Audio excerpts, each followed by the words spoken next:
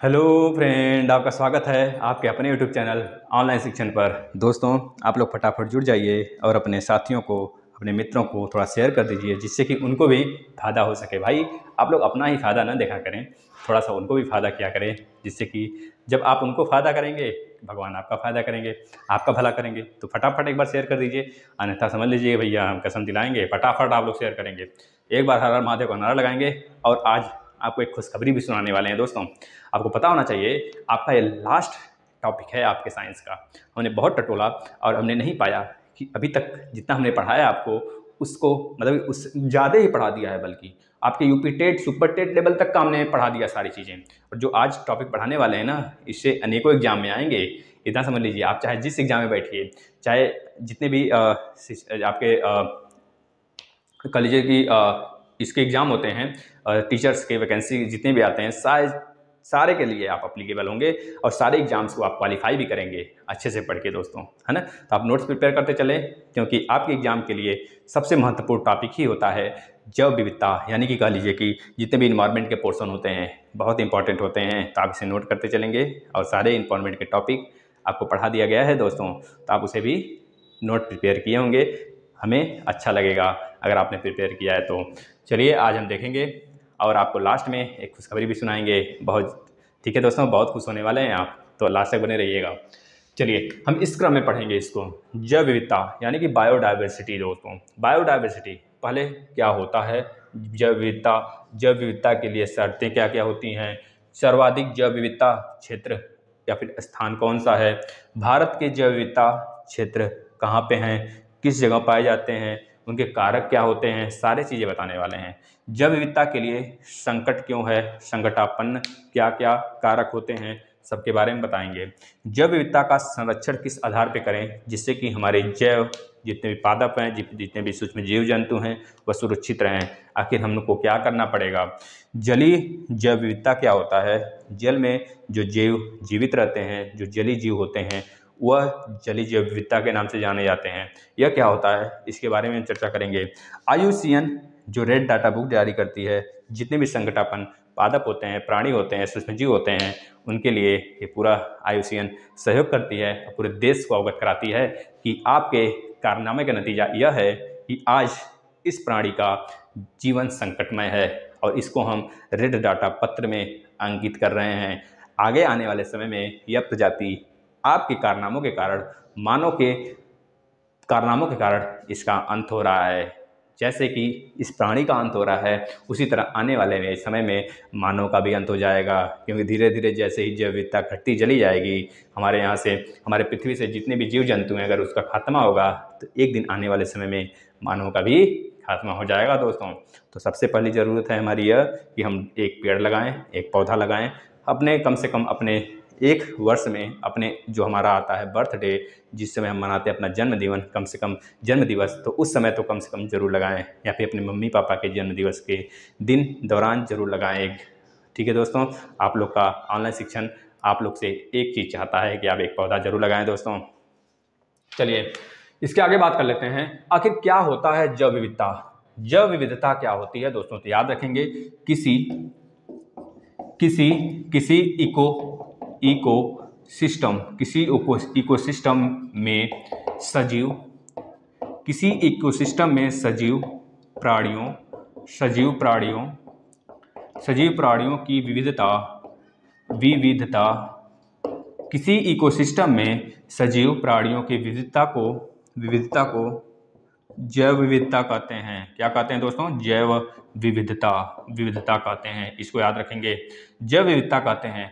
अब इसके अंदर अब प्राणियों की बात किया गया है, तो इसको याद रखेंगे, किसी भी एक क्षेत्र विशेष में, किसी एक क्षेत्र पर्टिकुलर क्षेत्र में, जहाँ पर छोटे सूक्ष्म जीव जंतुओं की, बड़े जीव जंतुओं की, पादप की, जहाँ पर बहुत ज़्यादा उनकी प्रजातियाँ निवास करती हैं या फिर रहती हैं, संरक्षण अपने आप को सेफ पाती हैं, वही क्षेत्र हमारा हॉट स्पॉट होता है, यानी कि जैव विविधता वाला क्षेत्र होता है। इसको याद रखेंगे, यानी कि बायोडाइवर्सिटी उसी जगह ज़्यादा होगी जहाँ पर सूक्ष्म जीवों की और अनेक पादपों की, पेड़ पौधों की।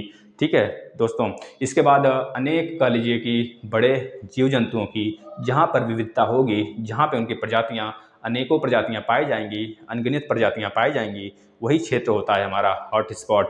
उसे ही सरकार संरक्षण अगर कर ले तो आने वाला जो भविष्य है अर्थ का वो सुधर जाएगा। तो याद रखेंगे जैव विविधता किसे कहते हैं, इसका डेफिनेशन क्या होता है।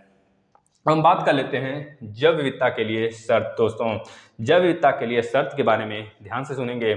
जैव विविधता के लिए दो शर्त महत्वपूर्ण है, अत्यधिक अत्यधिक वर्षा अत्यधिक वर्षा और अत्यधिक टेम्परेचर यानी कि उच्च तापमान। दोस्तों इस वाले क्षेत्र को जहाँ पे अत्यधिक वर्षा होती है और जहाँ का तापमान उच्च होगा वहाँ पे जैव विविधता यानी कि जीवों का निवास बहुत ज़्यादा होगा, पादपें बहुत ज़्यादा होंगी, पेड़ पौधे बहुत ज़्यादा होंगे, वहाँ पे छोटे जीव जंतुओं की संख्याएं उनके कह लीजिए कि उनके जाति में बहुत ज़्यादा संख्या में होंगी और वहीं पे यह लोग निवास करेंगे जहाँ पे अधिक वर्षा होगा और उच्च तापमान होगा। जैसे आपने सुना होगा जो सुंदरवन डेल्टा है वहाँ पे जो पेड़ पौधे होते हैं, आदमियों से जो घास हम लोग देखते हैं, घास फूस जो होते हैं ना, दूब वाले हमारे आसपास में मिल जाते हैं घर के पास में, तो वही दूब वो धूप नहीं होते हैं दोस्तों, वो बिल्कुल वृक्षों के रूप में ताड़ जैसे खड़े होते हैं। आदमी खड़े हो जाएं तो आदमी वहाँ पे डर जाते हैं।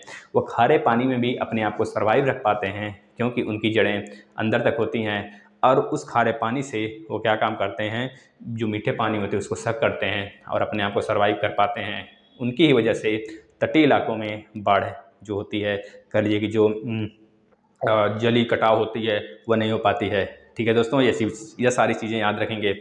और जहाँ पे अत्यधिक वर्षा होगा, अत्यधिक तापमान होगा, वहीं पे जैव विविधता यानी कि बायोडाइवर्सिटी बहुत अधिक होगी। दोस्तों याद रखेंगे हॉट स्पॉट उसे ही कहते हैं और उसे ही हम एक नाम से और जानते हैं, उष्ण स्थल। उष्ण स्थल, अब आपको यह नाम सुना सुना लग रहा होगा, आखिर उष्ण स्थल क्या होता है, तो इसके बारे में नेक्स्ट देख लेते हैं। सर्वाधिक जैव विविधता वाला क्षेत्र या फिर स्थान, अब आपको बताएंगे हमारे भारत में कहाँ पर सबसे ज़्यादा जैव विविधता वाला क्षेत्र है, पूरे विश्व में कहाँ पर किस अक्षांशों के बीच में जैव विविधता वाला क्षेत्र है। दोस्तों तो इसको याद रखेंगे, हम आपको बताने जा रहे हैं। देखेंगे यह ग्लोब है आपका, इस ग्लोब में यह कर्क रेखा है। दोस्तों यह कर्क रेखा है आपका, कर्क रेखा यानी कि कैंसर, लाइन ऑफ कैंसर है। ये आपका मकर रेखा है दोस्तों, कैप्रिकॉर्न है। ये आपका इक्वेटर है जिसे हम बोलते हैं क्या दोस्तों, भूमध्य रेखा, 0 डिग्री लाइन बोलते हैं। और यह लाइन जो है दोस्तों इसको 23.5 डिग्री बोलते हैं, हाफ डिग्री। यह कर्क रेखा है दोस्तों, ये नॉर्थ है यानी कि नॉर्थ लाइन में नॉर्थ की तरफ पड़ता है। यह हमारा नॉर्थ पोल है दोस्तों। यह हमारा साउथ पोल है दोस्तों, साउथ पोल है। यहाँ पे पेंगुइन्स पाए जाते हैं और यहाँ पे क्या पाए जाते हैं, बियर भालू वाइट वाले, है ना, पता है कि नहीं।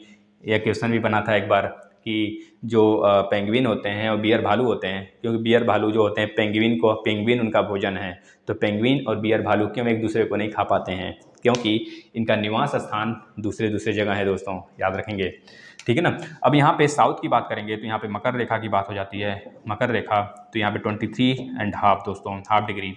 तब याद रखेंगे दोस्तों 23.5 डिग्री नॉर्थ से लेकर 23.5 डिग्री साउथ तक जो क्षेत्र होता है वो हमने आपको विधिवत पढ़ाया हुआ है। दोस्तों यहाँ पे सन की रोशनी तगड़े में पड़ती है और सन जो है इसी बीच में संचरण करता है अपना। दोस्तों याद रखेंगे जनवरी, फरवरी, मार्च, अप्रैल, मई, जून, जुलाई, अगस्त, सितंबर, यहाँ पे अक्टूबर, नवंबर, दिसंबर, यहाँ पे दिसंबर के बाद जनवरी, फरवरी, मार्च, यहाँ पे मार्च के बाद फिर 3 महीने जोड़िए, जनवरी, फरवरी, मार्च के बाद क्या आ जाता है, जनवरी, मार्च, अप्रैल, मई, जून, फिर यहाँ पे। तो इस तरह हमने देखा था ग्लोब वाले सिस्टम में। और यहाँ पे 2 बार इक्विनॉक्स होता है, पूरे विश्व में 2 बार इक्विनॉक्स होता है और उस इक्विनॉक्स को बोलते हैं दिन और रात लगभग 12 घंटे के होते हैं दोस्तों। और उस समय सन की रोशनी पूरी इस क्षेत्र पड़ती है और यहाँ पे टेम्परेचर बहुत ज़्यादा होता है और यहाँ पे वर्षा का कारण भी यही होता है। अगर टेम्परेचर ज़्यादा होगा तो इवेपोरेशन बहुत ज़्यादा होगा, जब इवेपोरेशन बहुत ज़्यादा होगा तो बादल बहुत ही नज़दीक ही बन जाएंगे और आपस में लड़कर बारिश करवा देते हैं। इस वजह से इस वाले क्षेत्र में जैव विविधता, बायोडाइवर्सिटी बहुत ज़्यादा होती है। आपको बता दें दोस्तों, क्योंकि अभी हमने बताया जहाँ पे टेम्परेचर बहुत ज़्यादा होंगे और जहाँ पे वर्षा बहुत ज़्यादा होगी उसी जगह आपका जैव विविधता बहुत ज़्यादा होगा। तो आपको समझ जाना चाहिए यह वाला जोन हमारा टेम्परेट जोन होता है, यानी कि दोस्तों टेम्परेट ट्रॉपिकल जोन होता है, ट्रॉपिकल जोन होता है, और इसको बोलते हैं उष्णकटिबंधीय जोन बोलते हैं, उष्णकटिबंधीय जोन बोलते हैं दोस्तों, उष्णकटिबंधीय क्षेत्र बोलते हैं। और इस क्षेत्र में टेम्परेचर बहुत ज़्यादा होता है और वर्षा भी बहुत ज़्यादा होती है। इस वजह से यहाँ के जो पेड़ पौधे होते हैं बहुत ज़्यादा संख्या में होते हैं, उनकी जाति प्रजाति अनगिनत होती है। और सजीवों मतलब कि जो आपके छोटे सूक्ष्म जीव जंतु होते हैं उनकी भी संख्या बहुत ज़्यादा होती है, जातियाँ बहुत ज़्यादा होती हैं, जिससे कि एक दूसरे से वह अपने आप को भी सर्वाइव कर पाते हैं बिना एक दूसरे के। अगर किसी एक ही जीव जंतु का एक ही क्षेत्र विशेष में पर्टिकुलर जगह बढ़ोतरी हो जाती है तो वह बायोडाइवर्सिटी के अंतर्गत नहीं आता है, उसे बोला जाता है विदेशियों का आक्रमण वाला क्षेत्र। दोस्तों हम बताएंगे आपको विदेशी प्रजातियों का आक्रमण वाला जो क्षेत्र है वह जैव विविधता के प्रणाली को संकटापन्न वाले क्षेत्र में डाल देता है। हम आगे बताएंगे, उसकी चर्चा करेंगे भी। तो याद रखेंगे इस क्षेत्र में जितने भी देश आते हैं, ब्राज़ील हो गया दोस्तों, ब्राज़ील हो गया, इंडोनेशिया हो गया, मलेशिया हो गया, भारत के जो इधर वाला क्षेत्र हो गया दोस्तों, और इसके बाद अफ्रीका के मैक्सिमम वाले क्षेत्र हो गए, क्योंकि अफ्रीका से ये तीनों लाइन होकर गुजरती हैं, तो अफ्रीका का ही मैक्सिमम क्षेत्र होगा जहाँ पे जैव विविधता बहुत ज़्यादा होती है। अगर आपसे कभी ये क्वेश्चन बन जाए कौन सा ऐसा कॉन्टिनेंट्स है जहाँ पे जैव विविधता बहुत ज़्यादा है, तो तुरंत आप बताएंगे उस कॉन्टिनेंट्स का नाम है भैया अफ्रीका, क्योंकि अफ्रीका का ज़्यादातर हिस्सा इसी के बीच में पड़ता है दोस्तों। इस वजह से अफ्रीका में जैव विविधता बहुत ज़्यादा होती है। इतनी बातें आपको क्लियर हैं तो आप अच्छे तरीके से इसको डील कर पाएंगे। और इसी क्षेत्र को हम बोलते हैं हॉट स्पॉट क्षेत्र। हॉट मतलब गर्म, ठीक है दोस्तों, याद रखेंगे वही तस्तरी वाला हाल जो हमारे घर में हॉट स्पॉट वाली ग्लास होती है, हॉट स्पॉट वाले कप होते हैं जिसमें चाय, या फिर हॉट स्पॉट वाले जो कह लीजिए कि जो पानी वाले होते हैं ना गैलन, तो उसमें हम क्या करते हैं पानी रख लेते हैं और 2 से 3 दिन तक गर्म रहता है, या फिर लगभग 24 घंटे 48 घंटे के आसपास में गर्म रहता है और ठंडा रहता है। उसी को बोलते हैं हॉट स्पॉट। हॉट स्पॉट मतलब हॉट वाला स्पॉट, है ना, ये चीज़ याद रखेंगे। स्पॉट मतलब बर्तन होता है दोस्तों, ठीक है। इतनी बातें अगर आपको क्लियर हैं तो आपको पता होना चाहिए हमारा भारत भी इसी वाले क्षेत्र में पड़ता है। अब आ जाते हैं हम लोग भारत की तरफ। तो इसके बाद हम देखेंगे भारत के जैव विविधता क्षेत्र क्या क्या हैं जो हमको विशेष तरीके से पढ़ना है और ध्यान दे के पढ़ना है दोस्तों। अच्छा, एक बात और याद रखिएगा, जैसे हमने यह तो इरेज कर दिया, फिर से बनाते हैं। अगर हम ये हमारा कर्क रेखा है, ये हमारा भूमध्य रेखा है, ये हमारा मकर रेखा है, इसी बीच में उष्णकटिबंधीय क्षेत्र है दोस्तों। यहाँ पर बहुत ज़्यादा जैव विविधता वाला क्षेत्र है। लेकिन अगर हम यहाँ से मतलब कि भूमध्य रेखा से ऊपर की तरफ जाएं या फिर नीचे की तरफ जाएं तो जैव विविधता कम होगी। जैव विविधता कम हो गई। इसका कारण है दोस्तों क्योंकि यहाँ पे टेम्परेट जोन होता है, यहाँ पे बर्फ जमा होता है, यहाँ पे फ्रीज जोन, टेम्परेट नहीं फ्रीज जोन होता है, टेम्परेट तो उसके नीचे होता है, फ्रीज जोन होता है, यहाँ पे बर्फ जमा होता है, यहाँ पे भी बर्फ जमा होता है, जिसके कारण यहाँ पे प्रजातियाँ सर्वाइव नहीं कर पाती हैं और वहाँ वर्षा होने के चांसेस भी कम होते हैं। धूप तो कई महीने तक यहाँ पे होता ही नहीं है, अगर होता भी तो है तो कई महीने लगातार तक होता है, जिसके कारण यहाँ पे पॉसिबल ही नहीं है कि जैव विविधता का या फिर हॉटस्पॉट का केंद्र बन सके। इस वजह से जब भूमध्य रेखा से ऊपर की तरफ या फिर नीचे की तरफ जाते हैं पोल की तरफ, तो जैव विविधता यानी कि जीव जंतुओं की जो संख्या है, जीव जंतुओं की जो जाति प्रजाति है वह खत्म होने लगती है, कम देखने को मिलती है। और देखने को तो मिलती है लेकिन कम देखने को मिलती है। ये चीज़ याद रखेंगे दोस्तों। अगर ऊपर से नीचे आते हैं तो ज़्यादा देखने को मिलती है, बढ़ोतरी होती है। ये बातें बहुत बार पूछी गई हैं, किधर से किधर जाने पे बढ़ोतरी होगा और किधर से किधर आने पर कमी होगी, तो ये आप याद रखेंगे इसको। चलिए हम आ जाते हैं नेक्स्ट की तरफ दोस्तों। ये आपका नेक्स्ट है भारत के तौर पे देखते हैं। भारत का नक्शा बनाते हैं भूलवश। अगर भारत का नक्शा हम बना दे भैया तो कुछ इस कदर, एक मिनट भैया बन जाओ। अगर भारत का नक्शा बना दे भैया भूलवश, आप लोग देखिएगा, भूलवश अगर भारत का नक्शा बना दें तो कुछ इस तरह बनेगा। और यहाँ पे हम एक छोटा सा अपना बना लेते हैं भैया, कह लीजिए कि उत्तरी नॉर्थ, है ना, मतलब कि उत्तर पूर्वी वाला क्षेत्र बना देते हैं दोस्तों। ये चीज़ याद रखेंगे। अब ध्यान से देखिए आप, ये भारत का है, भारत का नक्शा है, भारत का कोस्टल वाला पॉइंट है, कोस्टल वाला क्षेत्र है दोस्तों। और यहाँ पे भारत का पश्चिमी तट होता है और यहाँ पे भारत का नॉर्थ ईस्ट यानी कि उत्तर पूर्वी वाला भाग होता है और यहाँ पे हमारा होता है अंडमान निकोबार। यही 3 क्षेत्र ऐसे हैं जो भारत में जैव विविधता के नज़र से जाने जाते हैं। भारत में जैव विविधता जो होता है दोस्तों इसी 3 जगह बहुत देखने को मिलता है। अब देखिए ध्यान से, हमारा जो पश्चिमी वाला क्षेत्र है दोस्तों, पश्चिमी वाला क्षेत्र है, क्यों यहाँ पे मिलता है? क्योंकि यहाँ पे बारिश भी बहुत ज़्यादा होती है, और यहाँ पे गर्म मतलब तापमान भी इसका उच्च रहता है। तापमान भी इसका उच्च रहता है दोस्तों। ये चीज़ याद रखेंगे, क्योंकि जब बारिश का मौसम आ जाता है जून जुलाई, तो आपको पता है मौसम जो एंट्री करती है इसी जगह से एंट्री करती है। और यहाँ की नीलगिरी पर्वत हो गई, और आपका पहले बहुत सारे आपके क्या बोलते हैं इलायची की पहाड़ियाँ हो गई, इन सब से टकराने के बाद बारिश बहुत ही ज़्यादा होती है। बहुत ज़्यादा यहाँ पे बारिश होती है दोस्तों। और पश्चिमी तट की अगर देख लें कहाँ से कहाँ तक है, तो गुजरात से लेकर आपका कोरोमंडल केरल तक होती है।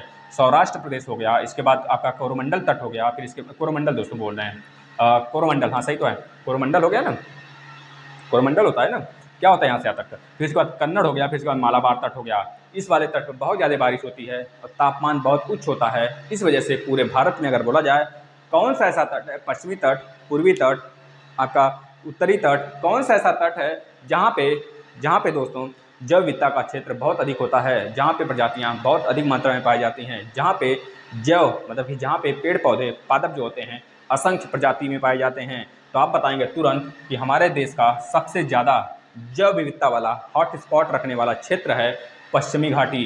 यहाँ पर अनेकों प्रजातियाँ पाई जाती हैं जीव जंतुओं के, पादप की संख्या बहुत अनेकों प्रजातियों में पाए जाते हैं दोस्तों। ये बात याद रखेंगे आप इसको। जो हमारा कह लीजिए अक्षांशी पॉइंट होता है, यहाँ से देखा जाए तो 8 डिग्री 4 मिनट नॉर्थ से लेकर 32 डिग्री 6 मिनट नॉर्थ तक होता है दोस्तों। इस वाले पूरे के पूरे क्षेत्र में यह हमारा सबसे बड़ा हॉट स्पॉट की नज़र से देखा जाता है, क्योंकि जो कर्क रेखा होता है हमारे गुजरात वाले से, राजस्थान से होते हुए नॉर्थ ईस्ट के 2 राज्यों से होकर जाता है। गुजरात, राजस्थान, मध्य प्रदेश, झारखंड, छत्तीसगढ़, पश्चिम बंगाल, आपका त्रिपुरा, मिजोरम, इतने राज्यों से होकर जाता है।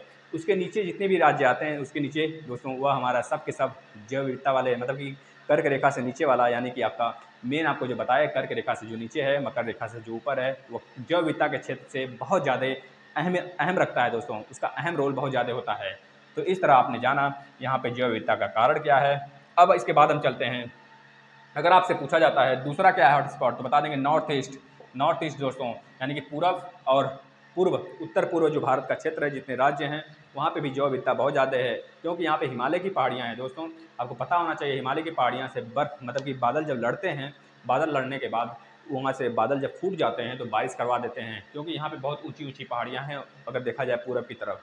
पहली बात, अगर आपसे पूछा जाता है भारत में जैव विविधता वाला क्षेत्र कहाँ पे हो सकता है, तो तुरंत आप बताएंगे घाटी हो गए, पश्चिमी पूर्वी घाटी हो गया, और आपके हिमालय वाले क्षेत्र हो गए दोस्तों। यहाँ पे बहुत ज़्यादा हमको जैव विविधता वाले क्षेत्र देखने को मिल जाते हैं, ये बात आप याद रखेंगे। उसी तरह जैसे हमने पश्चिमी घाट के देखा, उसी तरह यहाँ पे आपको पता होगा मौसिनराम और चेरापूंजी। मौसिनराम पूरे विश्व का और भारत का भी सबसे ज़्यादा बारिश वाला जगह है दोस्तों, जहाँ पे हर रोज़ शाम को 4 बजे बारिश बहुत ही बम्पाट तरीके से होती है। और यहाँ पे इसी वजह से कह लीजिए यहाँ पे बहुत सारे पहाड़ियाँ हैं दोस्तों, जैसे कि आपको बात करें गारो खासी जयंतियाँ, यह पहाड़ियाँ हैं, उस पहाड़ियों से बादल जाके इधर से लड़ती है, लड़ने के बाद यहाँ पे अच्छे तरीके से बारिश करवाती है, आपको पता होना चाहिए दोस्तों। एक बात और ध्यान रखेंगे, यहाँ पे लक्षद्वीप है, लक्षद्वीप जो यहाँ पे वाटर बॉडी है दोस्तों, हिंद महासागर 2 हिस्से में टूटा हुआ है। यहाँ पे बंगाल का खाड़ी इधर वाला बॉडी जो है, यहाँ पे क्या होता है बहुत ज़्यादा, क्योंकि आपको पता होगा जो समुद्री इलाका होता है उसका जो गर्माहट होता है, जो कह लीजिए टेम्परेचर होता है, बहुत धीरे धीरे नॉर्मल होता है और बहुत धीरे धीरे ठंडा होता है, मतलब गर्म भी बहुत धीरे धीरे होता है और ठंडा भी बहुत धीरे धीरे होता है। इस वजह से जो समुद्र के किनारे रहने वाले जो देश हैं, जो शहर हैं, वह ठंडी के समय में भी बहुत ज़्यादा गर्म होते हैं वहाँ पे। जैसे मुंबई हो गया, मुंबई में अगर कोई आपका रहता होगा तो आप तुरंत पता कर लेंगे, जब आपके यहाँ कड़ाके की ठंडी पड़ती है तो वहाँ पे गर्म होती है, वहाँ पे लोग फ़ैन चला के सोते हैं। बस यही कारण होता है कि जो समुद्र होता है अपना पूरा का पूरा टेम्परेचर तटीय इलाके पे दे देता है और उस क्षेत्र विशेष में बहुत ज़्यादा गर्मी हो जाती है। बस इस कारण से भी यहाँ पे कह लीजिए जैव विविधता बहुत ही ज़्यादा होती है दोस्तों। यहाँ पर बहुत ज़्यादा बारिश होने के कारण यहाँ पे जो आपका नॉर्थ ईस्ट वाला पोर्शन है, पहाड़ियों से लड़ने के कारण बादल जो है दोस्तों फट जाते हैं। फटने की वजह से यहाँ पे बहुत ज़्यादा बारिश होती है और टेम्परेचर ऑटोमेटिक इंक्रीज हो जाता है। टेम्परेचर इंक्रीज होना, बारिश होना, यही तो है हमारा जैव विविधता का कारण दोस्तों। तो यहाँ पे भी जैव विविधता बहुत ज़्यादा होती है, इसको याद रखेंगे दोस्तों। इसके बाद दोस्तों अगर बात करें हम, जो आपका अंडमान निकोबार वाला क्षेत्र है, यह हमारा कोरल द्वीप से बना हुआ है। कोरल द्वीप से जितने भी हमारे भारत के क्षेत्र हैं, जैसे बात करें कोरल द्वीप से इंडोनेशिया के बहुत सारे द्वीप बने हुए हैं। सबसे बड़ा प्रवाल भित्ति जो है ऑस्ट्रेलिया में पाया जाता है। ऑस्ट्रेलिया के पूर्व वाले इलाके में, याद ऑस्ट्रेलिया जो कॉन्टिनेंट है उसके पूर्व वाले इलाके में सबसे बड़ा प्रवाल भित्ति क्षेत्र पाया जाता है दोस्तों, याद रखेंगे। उसी तरह हमारा जो है प्रवाल भित्ति वाला मतलब कि कोरल द्वीप है, इसे कोरल द्वीप के नाम से जानते हैं। लक्षद्वीप भी आपका कोरल द्वीप का एग्जाम्पल है। तो इस क्षेत्र विशेष में भी जैव विविधता बहुत ज़्यादा देखने को मिल जाती है। यहाँ पे भी प्रजातियाँ अनेक संख्याओं में होती हैं, उनकी प्रजातियाँ बहुत ज़्यादा होती हैं। पेड़ पौधे पादप इनकी भी बहुत ज़्यादा संख्या होती है। तो आप इसे याद रख लेंगे दोस्तों। अब एक नोट डाल के लिख लेंगे केरल। केरल में जो शांत घाटी है दोस्तों, केरल में जो शांत घाटी है वो जैव विविधता के नज़र से देखी जाती है। अगर आपको ऐसा क्वेश्चन पूछा जाए केरल की शांत घाटी में किस नाम से किस लिए प्रसिद्ध है, आपकी जैव विविधता के लिए प्रसिद्ध है, सुंदरता के लिए प्रसिद्ध है, अपने घाटी के लिए प्रसिद्ध है, अपने पर्यटक स्थल के लिए प्रसिद्ध है, तो आप तुरंत लगाएंगे कि जो हमारा शांत घाटी है। और फूलों की घाटी उत्तराखंड में, शांत घाटी केरल में। तो केरल में जो शांत घाटी है वो जैव विविधता के लिए ही जानी जाती है दोस्तों, इसको याद रखेंगे।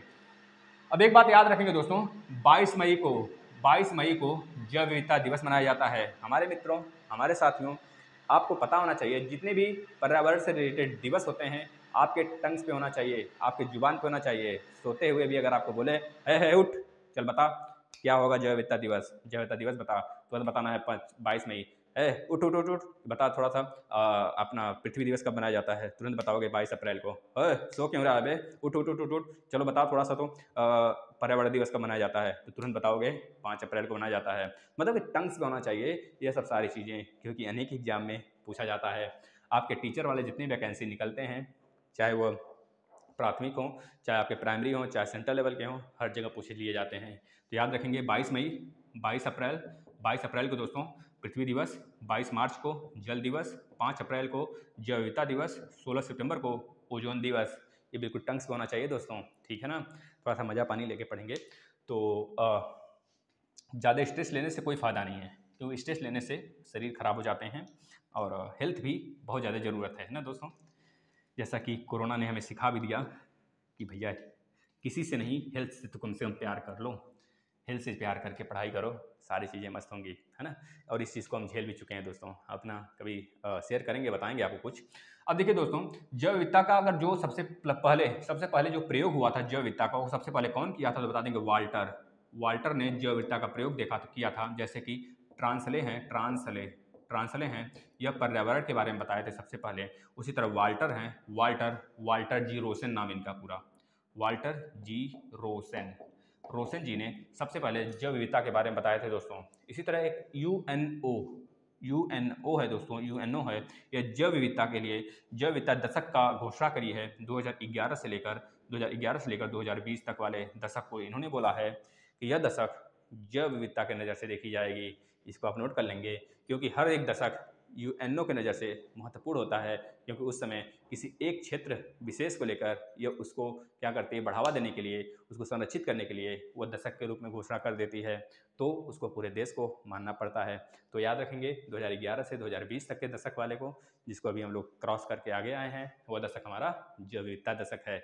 इसको याद रखेंगे दोस्तों, ठीक है ना। अब हम किस टॉपिक की तरफ आ जाते हैं भैया, अब आ जाते हैं जैव विविधता संकट के लिए, मतलब जैव विविधता के लिए संकट क्यों है। तो इसके लिए 3-4 टॉपिक हैं। सबसे पहले लिखेंगे प्राकृतिक आवास का नष्ट होना, प्राकृतिक आवास, प्राकृतिक प्राकृतिक आवास का नष्ट होना, प्राकृतिक आवास का नष्ट होना। जैसे कि आपको पता है, प्राकृतिक आवास को बनाने के लिए जो मानव का हस्तक्षेप है दिन प्रतिदिन बढ़ता चला जा रहा है। अपने आवास को बनाने में, अपने कंपनी को लगाने में, बहुत सारे सुख सुविधाओं को ढूंढने में, टेक्नोलॉजी बढ़ाने में, जो प्राकृतिक आवास हैं उनकी हम चिंताएं छोड़ चुके हैं और अपना टेक्नोलॉजी की तरफ हम लोग आगे बढ़ते चले जा रहे हैं, जिससे हमको आने वाले समय में इनका सत्यानाश देख सकते हैं। इनकी घटोत्तरी, मतलब जो घटने की क्षमता है, इनकी जो नाश है, संकट में है ये लोग, ये इनका धीरे धीरे संकटापन्न हो जाएंगे, बिल्कुल कह लीजिए कि इनका विलोपन हो जाएगा और हम लोग इनके लिए तरसते रह जाएंगे दोस्तों। तो इस तरह प्राकृतिक आवास जब नष्ट होगा तो इनके क्षेत्र भी नष्ट हो जाएंगे और जैव विविधता क्षेत्र भी खत्म होने लगेगा। दूसरा कारण है ग्लोबल वार्मिंग। ग्लोबल वार्मिंग से सारे बच्चे परिचित होंगे, हमने आपको कल वाले, इसके पहले वाले जितने भी क्लास हुए थे उसमें बताए थे आपको। ग्लोबल वार्मिंग में दोस्तों बहुत सारे एसिड्स वगैरह होते हैं जो कि वर्षा कराते हैं, जिसे हम रेन वर्षा के नाम से जानते हैं, एसिड वर्षा के नाम से जानते हैं। वो क्या काम करते हैं दोस्तों, अपने जहाँ पे गिरते हैं और उस क्षेत्र को नष्ट कर देते हैं, उस क्षेत्र की जैव विविधता को नष्ट कर देते हैं। ये चीज़ याद रखेंगे। इसके बाद विदेशी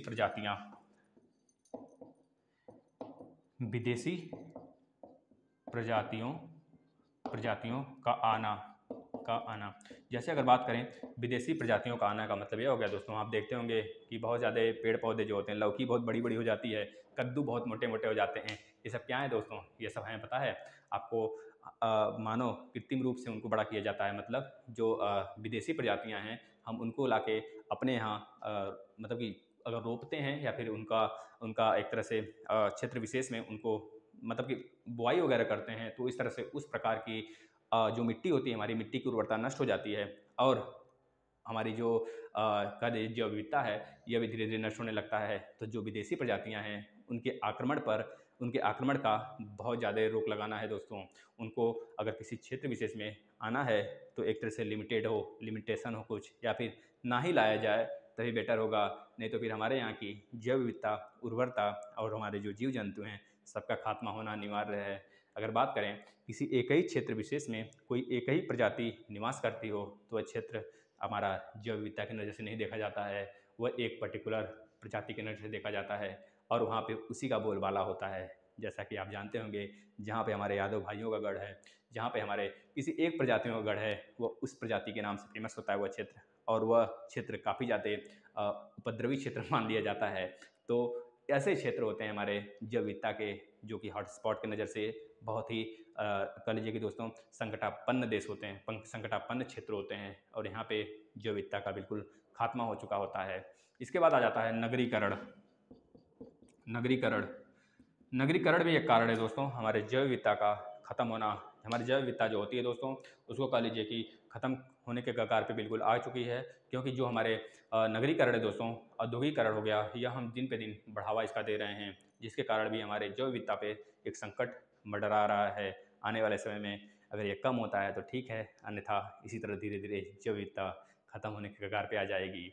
याद रखेंगे दोस्तों। लेकिन कुछ कारण हैं जिसको हम प्रोत्साहन की नज़र से देख सकते हैं, जैसे कि नोट डाल के आप लिख लेंगे कि जो शाकाहार को अगर हम प्रोत्साहन कर दें, शाकाहार को अगर प्रोत्साहन कर दें तो जैव विविधता के लिए खतरा नहीं है दोस्तों। शाकाहार ही हमारे जो जैव विविधता है उसको बचा सकती है। शाकाहार रहिए, स्वस्थ रहिए, और हम तो ये नहीं कहेंगे कि शाकाहार बनिए आप लोग, जिसकी दिली इच्छा है वो कुछ भी खाए पिए, लेकिन अगर शाकाहार बनने से हमारा विश्व, हमारा संसार सुधर सकता है, हमारे आने वाले भविष्य सुधर सकते हैं, जगमगा सकते हैं, तो इसमें क्या गर्ज है, बन सकते हैं। ठीक है दोस्तों, याद रखिएगा इसको।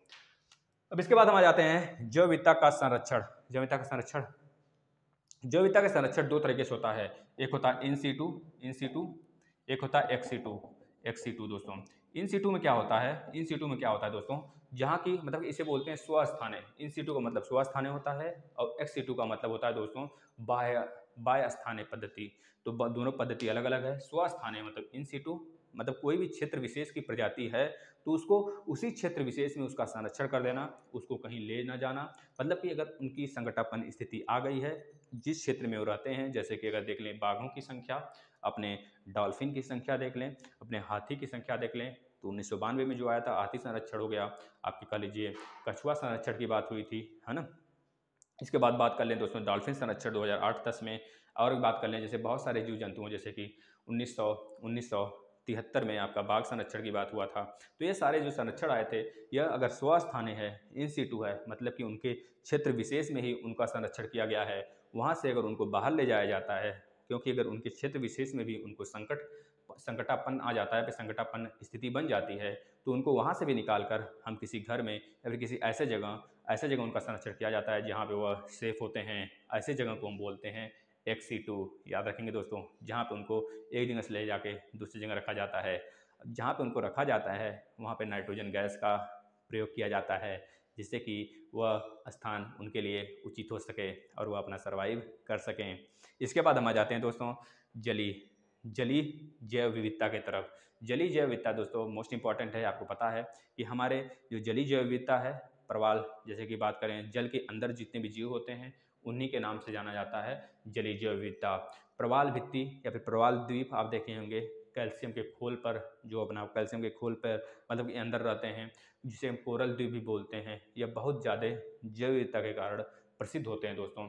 यह हमारे जो होते हैं कोरल द्वीप होते हैं, अपने आप का अस्तित्व, अपने आप को ही खा के ख़त्म कर लेते हैं और अपने स्थान को छोड़ जाते हैं, अपने कह लीजिए कि अपने आने वाले पीढ़ियों के लिए, इनकी आने वाली पीढ़ियाँ जो होती हैं इनके ऊपर निवास करती हैं और इनको खाकर अपना जीवन बढ़ाती रहती हैं। इस तरह ये 1 किलोमीटर नहीं, 2 किलोमीटर नहीं, हज़ार किलोमीटर नहीं, लाखों किलोमीटर के क्षेत्र में फैले होते हैं, जहाँ पे अनेकों द्वीप का उत्सर्जन होता है। जैसे बात करें इंडोनेशिया, जैसे बात करें भारत के क्षेत्र में अंडमान निकोबार, लक्षद्वीप, ये पूरे के पूरे आ जाते हैं हमारे प्रवाल भित्ति द्वीपी। तो यहाँ पे भी जैव विविधता बहुत ज़्यादा देखने को मिलती है हमें। जैसे ऑस्ट्रेलिया के पूर्व में सबसे बड़ा प्रवाल भित्ति के नाम से जाना जाता है, जिसको बोला जाता है सबसे बड़ा हॉटस्पॉट का केंद्र। दोस्तों याद रखेंगे उसका नाम है ऑस्ट्रेलिया का कोरल द्वीप। सबसे बड़ा कहाँ पाया जाता है प्रवाल भित्ति, तो बताएंगे ऑस्ट्रेलिया में पाया जाता है, ऑस्ट्रेलिया के पूर्व में पाया जाता है। जैसे हमारे यहाँ मन्नार की खाड़ी हो गई, अंडमान निकोबार हो गया, लक्षद्वीप हो गया, यह सब अत्यधिक जैव विविधता के क्षेत्र के नाम से जाने जाते हैं। इसको भी आप याद रखेंगे दोस्तों। अब इसके बाद लास्ट में आ जाता है IUCN। IUCN का फुल फॉर्म क्या होगा तो बता देंगे। IUCN का international union of conservation of nature. दोस्तों याद रखेंगे इसका फुल फॉर्म होता है, इसका काम सिर्फ यही होता है कि देश को बताया जाए कि आपके क्षेत्र में, आपके विशेष क्षेत्र में आपकी संकटापन्न स्थिति, काफ़ी संकटापन्न स्थिति जीवों की होने वाली है, या फिर जिस जीवों की खात्मे के कगार पे हैं, तो रेड डाटा बुक जारी करती है। रेड डाटा पत्र लाता है, उसके अंदर उसका नामकरण होता है कि भैया तुम्हारा जो है विपत्ति, तुम्हारे ऊपर विपत्ति आ चुकी है, संकटापन्न स्थिति बन चुकी है, देश को बताया जाना चाहिए। तो उस बात को पूरे देश में ढिढोरा पिटवाता है और खुद संरक्षण करता है, पूरे देश से भी संरक्षण करवाता है। और उसके एक तरह से उसके अगर किसी भी शिकारी वगैरह होने पर उसके ऊपर बहुत बड़ा दंड लगाया जाता है, जिससे कि कोई जीव अपने आप को मतलब कि अपने आप को संरक्षण कर सके और अपने आप का प्रजनन करके अपनी संख्या बढ़ा सके। जब उनकी संख्या बढ़ने लगती है तो रेड डाटा बुक से बाहर आ जाता है। जैसे बात करें हमारे यहाँ की चीता हो गए, डॉल्फिन हो गए, ये सब रेड डाटा बुक के अंतर्गत हैं दोस्तों, याद रखेंगे। जैसे चील हो गए, बाज हो गए, तो ये सब क्या हैं, ये सब दिखाई नहीं देते हैं, ये सब दिखाई नहीं देते हैं, सब रेड डाटा बुक के अंतर्गत आ जाते हैं। जैसे डक हो गया, डक देखते हैं क्या आप, नहीं देखते हैं ना। तो ये सब हमारे कह लीजिए कि जैव विविधता के अंतर्गत आते हैं दोस्तों, है ना। तो मतलब कि IUCN के अंतर्गत रेड लिस्टेड हैं। तो जितने प्राणी रेड लिस्टेड हैं उनके शिकार पर बहुत ही बड़ा जुर्माना लगाया जाता है इनके द्वारा, है ना। क्षेत्र विशेष, जिस क्षेत्र विशेष में, जिस देश में यह कारनामा होता है उसके द्वारा वहाँ का नियम कानून तय किया जाता है। याद रखेंगे दोस्तों। जो IUCN है इसका हेडक्वार्टर स्विट्जरलैंड में है, आपको यह भी पता होना चाहिए। इसका जो मुख्य कार्यालय है वो स्विट्जरलैंड में है। दोस्तों इतनी बातें रहीं और आपका आज जो है हम बताएंगे आपको, आज जो है आपका पूरा का पूरा साइंस फिनिश हो चुका दोस्तों। बहुत बड़ी खुशी की बात है, हमने एक एक टॉपिक को लेकर एग्जाम से पहले ख़त्म किया। बहुत सारे छात्र कहते थे, मित्र कहते सर कब तक खत्म होगा। खत्म हो गया भैया, आपका कह लीजिए कि कंप्यूटर भी स्टार्ट हो चुका है, समझ रहे हैं कि नहीं। तो आप देखिए, है ना। तो सारी चीज़ें आप देखें, रिवीजन पे ध्यान दें। और आपका बता दें दोस्तों, अब मैराथन स्टार्ट होने वाला है। मैराथन स्टार्ट हो गया है, समझ लीजिए स्टार्ट हो गया। मैराथन बोल दिया तो स्टार्ट। आप लोग डट कर पढ़ाई करिए, मस्ती के साथ पढ़ाई करिए। यहाँ से आपको यूपी टेट में भी बहुत ज़्यादा हेल्प मिलेंगे। चलिए विदा लेते हैं, मिलते हैं मैराथन के साथ दोस्तों। धन्यवाद।